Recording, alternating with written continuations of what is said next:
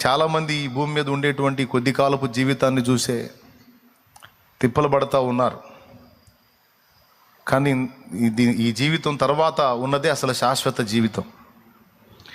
మనకు శాశ్వతమైన జీవితాన్ని ఇవ్వబోయే ముందు మనం ఆ శాశ్వత జీవితం ఎక్కడ ఉండాలో నిర్ధారణ కోసం ఈ చిన్న జీవితాన్ని దేవుడిచ్చి టెస్ట్ చేస్తున్నాడు.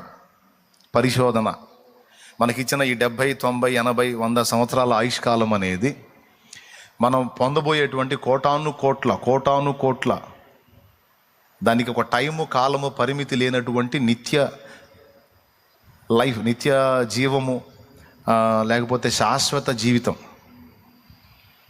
ఆ శాశ్వత జీవితం మనం ఎక్కడ జీవించాలి? దేవునితో ఉండాలా, దేవుడు లేని చోట్లో ఉండాలా అనే నిర్ధారణ కోసం మనల్ని సృష్టించటం, మనకి ఈ జీవితాన్ని ఇవ్వటం, మనకు ఆయుష్కాలం ఇవ్వటం, ఇదంతా చేశాడు.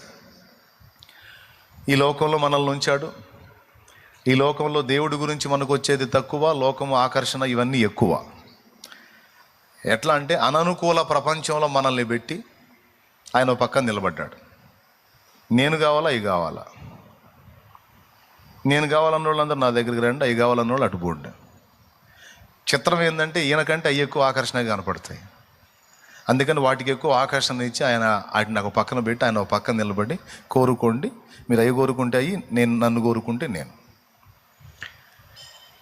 లోకంలో ఉన్న ప్రజల్లో చాలామంది వాటిని కోరుకున్నారు, కొంతమంది దేవుణ్ణి కోరుకున్నారు, దేవుని వైపు వచ్చారు. నా యందు విశ్వాసం ఉంచిన వారందరినీ నిత్య జీవానికి వారసులుగా చేస్తానని ఆయన మాట్లాడాడు.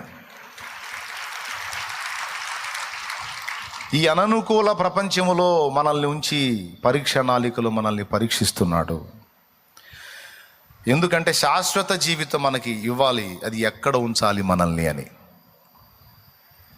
అర్థమైందా?